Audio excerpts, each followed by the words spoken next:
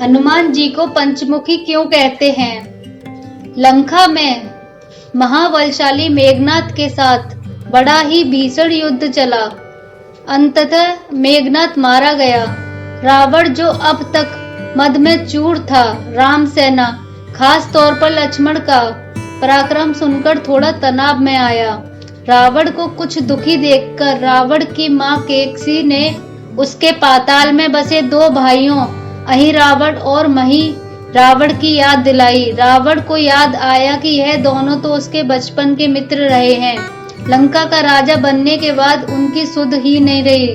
रावण ये भली प्रकार जानता था कि अहि रावण व मही रावण तंत्र मंत्र के महापंडित, जादू टोने के धनी और मां कामाक्षी के परम भक्त हैं। रावण ने उन्हें बुला भेजा और कहा कि वे अपने छलवल कौशल से श्री राम व लक्ष्मण का सफाया कर दें। यह बात दूतों के जरिए विभीषण को पता लग गई। युद्ध में अहि रावण व मही रावण जैसे परम मायावी के शामिल होने से विभीषण चिंता में पड़ गए। विभीषण को लगा कि भगवान श्री राम और लक्ष्मण की सुरक्षा व्यवस्था और कड़ी करनी पड़ेगी। इसके लिए उन्हें सबसे बेहतर लगा कि इसका जिम्मा परमवीर हनुमान जी को राम लक्ष्मण को सौंप दिया जाए। साथ ही वे अपने भी निगरानी में लगे थे। राम लक्ष्मण की कुटिया लंका में सुबेल पर्वत पर बनी थी। हनुमान जी ने भगवान श्री राम की कुटिया के चारों ओर एक सुरक्षा घेरा खींच दिया। कोई जादू टोना, तंत्र मंत्र का असर या मायावी राक्षस इसके भीतर नहीं घुस सकता था। अहि रावण और मही रावण श्री राम और लक्ष्मण को मारने उनकी कुटिया तक पहुंचे, पर इस सुरक्षा घेरे के आगे उनकी एक न चली, असफल रहे। ऐसे में उन्होंने एक चाल चली। मही रावण विभीषण का रूप धर के कुटिया में घुस गया। राम व लक्ष्मण पत्थर की सपाट सलाहों पर गहरी नींद में सो रहे थे। दोनों राक्षसों ने बिना आहट के शिला समेत दोनों भाइयों को उठा लिया और अपने निवास पाताल की ओर लेकर चल दिए। विभीषण लगातार सतर्क थे। उन्हें कुछ देर में ही पता चल गया कि कोई अनहोनी घट चुकी है। विभीषण को मही रावण पर शक था। उन्हें राम लक्ष्मण की जान की चिंता सताने लगी। विभीषण ने हनुमान जी को मही रावण के बारे में बताते हुए कहा कि वे उसका पीछा करें। लंका में अपने रूप में घूमना राम भक्त हनुमान के लिए ठीक न था, सो उन्होंने पक्षी का रूप धारण कर लिया और पक्षी का रूप में ही निकुंभला नगर पहुंच गए। निकुंभला नगरी में पक्षी रूप धरे हनुमान जी ने कबूतर और कबूतरी को आपस में बतियाते सुना। कबूतर कबूतरी से कह रहा था कि अब रावण की जीत पक्की है। अहि रावण व मही रावण राम लक्ष्मण को बलि चढ़ा देंगे, बस सारा युद्ध समाप्त।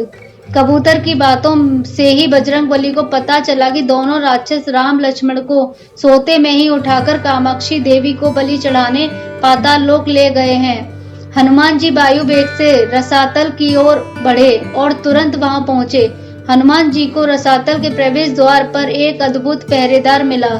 इसका आधा शरीर बानर का और आधा मछली का था। उसने हनुमान जी को पाताल में प्रवेश से रोक दिया।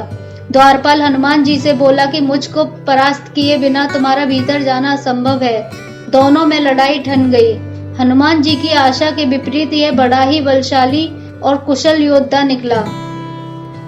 दोनों ही बड़े बलशाली थे। दोनों में बहुत भयंकर युद्ध हुआ, परंतु वह बजरंग बली के आगे न टिक सका।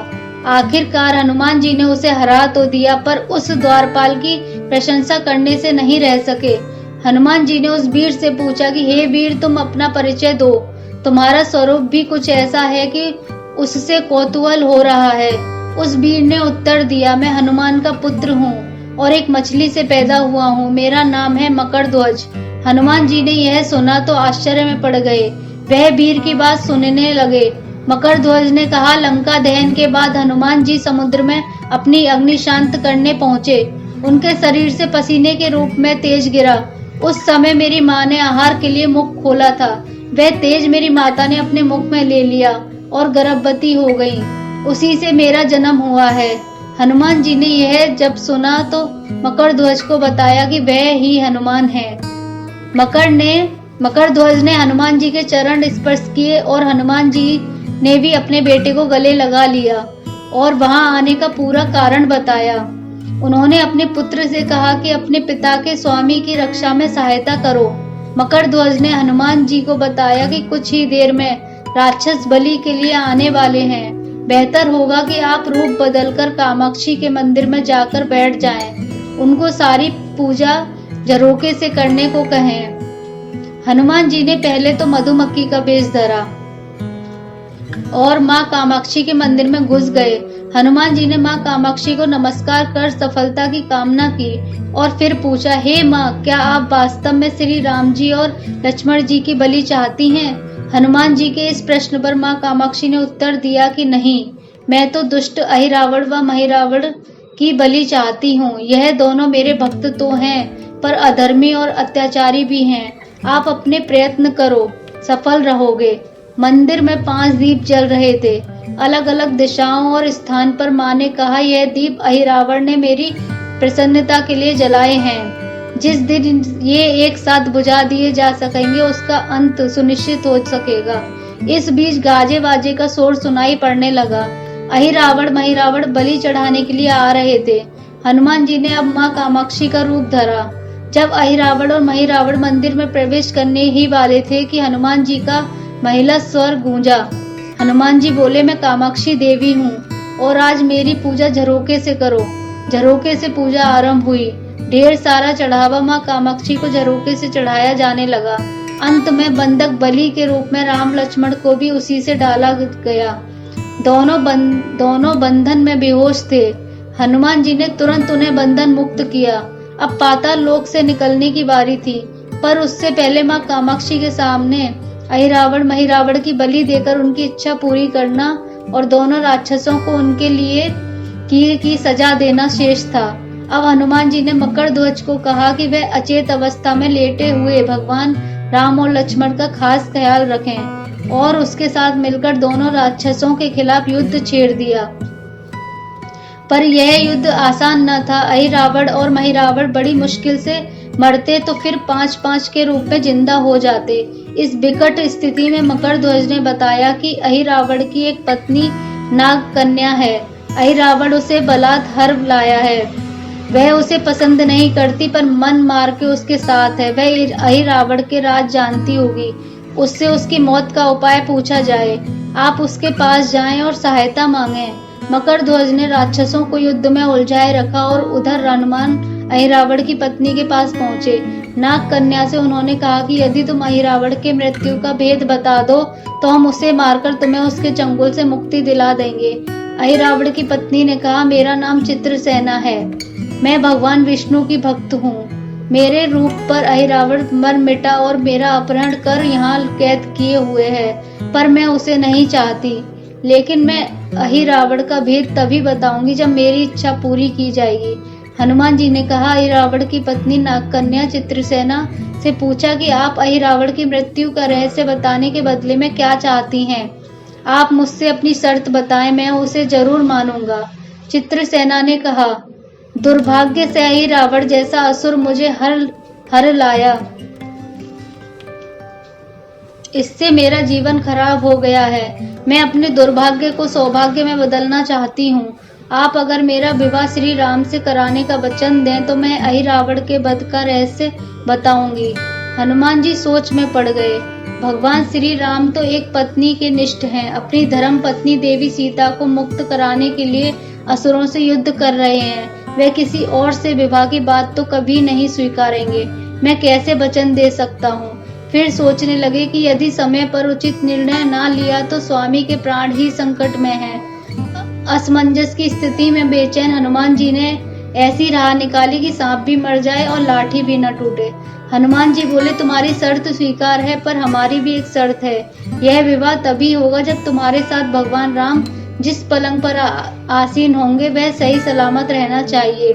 यदि वह टूटा तो इसे अपशगुन मानकर वचन से पीछे हट जाऊंगा। जब महाकाय अहिरावण के बैठने से पलंग नहीं टूटता तो भला श्री राम के बैठने से कैसे टूटेगा? यह सोचकर चित्रसेना तैयार हो गई। उसने अहिरावण समेत सभी राक्षसों के अंत का सारा भेद बता दिया। चित्रसेना ने कहा, दोनों राक्षसों के बचपन की बात है। इन दोनों के कुछ शरारती राक्षस मित्रों ने कहीं से एक भ्रामरी को पकड़ लिया। मनोरंजन के लिए वे उसे भ्रामरी को बार बार कांटों से छेड़ रहे थे। भ्रामरी साधारण भ्रामरी नहीं थी, वह भी बहुत मायावी थी, किंतु किसी कारणवश वह पकड़ में आ गई थी। ब्राह्मणी की पीड़ा सुनकर अहिरावण और महिरावण को दया आ गई और अपने मित्रों से लड़कर उसे छुड़ा दिया। मायावी ब्राह्मणी का पति भी अपनी पत्नी की पीड़ा सुनकर आया था। अपनी पत्नी की मुक्ति से प्रसन्न होकर उस भौरे ने वचन दिया था कि तुम्हारे उपकार का बदला हम सभी ब्राह्मण जाति मिलकर चुकाएंगे। ये भौरे अधिकतर उसके शयन कक्ष के पास रहते हैं। ये सब बड़ी भारी संख्या में हैं। दोनों राक्षसों को जब भी मारने का प्रयास हुआ है और ये मरने को हो जाते हैं, तब ब्राह्मण उनके मुख में एक बूंद अमृत डाल देते हैं। उस अमृत के कारण ये दोनों राक्षस मरकर भी जिंदा हो जाते हैं। इनके कई कई रूप उसी अमृत के कारण हैं। इन्हें जितनी बार फिर से जीवन दिया गया है, उनके उतने नए रूप बन गए हैं। इसलिए आपको पहले इन भंवरों को मारना होगा। हनुमान जी रहस्य जानकर लौटे। मकरध्वज ने अहिरावण को युद्ध में उलझा रखा था, तो हनुमान जी ने भंवरों का खात्मा शुरू किया। वे आखिर हनुमान जी के सामने कहाँ तक टिकते। जब सारे ब्राह्मण खत्म हो गए और केवल एक बचा, तो वह हनुमान जी के चरणों में लौट गया। उसने हनुमान जी से प्राण रक्षा की याचना की। हनुमान जी पसीज गए। उन्होंने उसे क्षमा करते हुए एक काम सौंपा। हनुमान जी बोले, मैं तुम्हें प्राण दान देता हूँ, पर इस शर्त पर कि तुम यहाँ से तुरंत चले जाओगे और अहिरावण की पत्नी के पलंग की पार्टी में घुसकर जल्दी से जल्दी उसे पूरी तरह खोखला बना दोगे। भंवरा तत्काल चित्रसेना के पलंग की पार्टी में घुसने के लिए प्रस्थान कर गया। इधर अहिरावण और महिरावण को अपने चमत्कार के लुप्त होने से बहुत अचरज हुआ, पर उन्होंने मायावी युद्ध जारी रखा। ब्राह्मणों को हनुमान जी ने समाप्त कर दिया। फिर भी हनुमान जी और मकरध्वज के हाथों अहिरावण और महिरावण का अंत नहीं हो पा रहा था। यह देखकर हनुमान जी कुछ चिंतित हुए। फिर उन्हें कामाक्षी देवी का वचन याद आया। देवी ने बताया था कि अहिरावण की सिद्धि है कि जब पांचों दीपकों को एक साथ बुझेंगे, तभी वे नए नए रूप धारण करने में असमर्थ होंगे और उनका वध हो सकेगा। हनुमान जी ने तत्काल पंचमुखी रूप धारण कर लिया।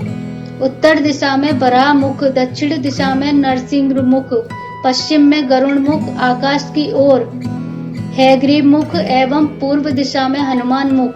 उसके बाद हनुमान जी ने अपने पांचों मुख द्वारा एक साथ पांचों दीपक बुझा दिए। अब उनके बार बार पैदा होने और लंबे समय तक जिंदा रहने की सारी संभावनाएं समाप्त हो गई थी।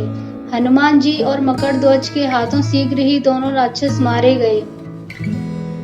इसके बाद उन्होंने श्री राम और लक्ष्मण जी की मूर्छा दूर करने के उपाय किए। दोनों भाई होश में आ गए। चित्रसेना भी वहां आ गई थी।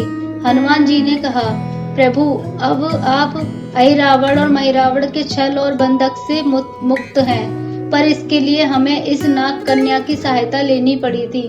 अहिरावण इसे बलपूर्वक उठा लाया था। वह आपसे विवाह करना चाहती है। कृपया उससे विवाह कर अपने साथ ले चलें, इससे उसे भी मुक्ति मिलेगी। श्री राम हनुमान जी की बात सुनकर चकराए। इससे पहले कि वह कुछ कह पाते, हनुमान जी ने ही कह दिया, भगवान, आप तो मुक्तिदाता हैं। अहिरावण को मारने का भेद इसी ने बताया है। इसके बिना हम उसे मारकर आपको बचाने में सफल न हो पाते। कृपा निधान इसे भी मुक्ति मिलनी चाहिए, परंतु आप चिंता न करें। हम सबका जीवन बचाने वाले के प्रति बस इतना कीजिए कि आप बस इस पलंग पर बैठिए, बाकी का काम मैं संपन्न करवाता हूँ। हनुमान जी की इतनी तेजी से सारे कार्य करते जा रहे थे कि इससे श्री राम जी और लक्ष्मण जी दोनों चिंता में पड़ गए। वे कोई कदम उठाते कि तब तक हनुमान जी ने भगवान राम की बाह पकड़ ली। हनुमान जी ने भावावेश में प्रभु श्री राम की बाह पकड़कर चित्रसेना के उस सजे धजे विशाल पलंग पर बिठा दिया। श्री राम कुछ समझ पाते कि तभी पलंग की खोखली पाटी चरमरा कर टूट गई। पलंग धराशायी हो गया। चित्रसेना भी जमीन पर आ गिरी। हनुमान जी हंस पड़े और फिर चित्रसेना से बोले, अब तुम्हारी शर्त तो पूरी हुई नहीं, इसलिए यह विवाह नहीं हो सकता।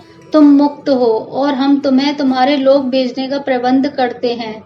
चित्रसेना समझ गई कि उसके साथ छल हुआ है। उसने कहा कि उसके साथ छल हुआ है। मर्यादा पुरुषोत्तम के सेवक उनके सामने किसी के साथ छल करें, यह तो बहुत अनुचित है। मैं हनुमान को श्राप दूंगी।